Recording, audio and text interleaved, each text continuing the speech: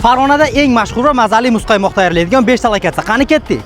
Birinchi lokatsiya barchaga ma'lum va mashhur bo'lgan Bolajon kafesining oldiga Italiya ice cream bo'ladi. Bu yerga kelib, albatta navbatda turasiz. Muzqaymoqlari esa juda ham mazalidir. Bu yerning muzqaymoqni yemagan farg'onalikning o'zi bo'lmasa kerak. Ikkinchi lokatsiya Palma bo'lib, Palmaning muzqaymoqi ham juda ham mazali va neobishni ko'rinishga ega bo'ladi. O'tirib yeyish uchun mana shunaqangi salqin joylari ham bor. Uchinchi lokatsiya Pingvin bo'lib, bu Farg'onadagi eng birinchilardan ochilgan marojnaxona hisoblanadi. Bu yerda marojnaning ichiga pista, bodom, hattoki asallargacha solib berishar ekan. Mana shunaqangi salqin joylari ham bo'lib, do'stlar bilan kelib o'tirgan zo'r variant.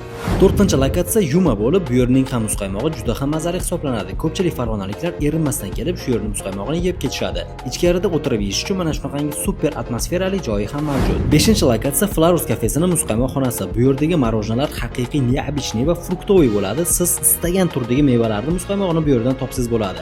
Mazasiga esa umuman gap yo'q. Bir marta kelib yeb ko'rishni tavsiya qilaman. Siz shu 5 lokatsiyadan qaysi birida marojna yegansiz yoki bo'lmasa Farg'onadagi qaysi muzqaymoq xona sizga ko'proq yoqadi? Kommentlarga yozib keting.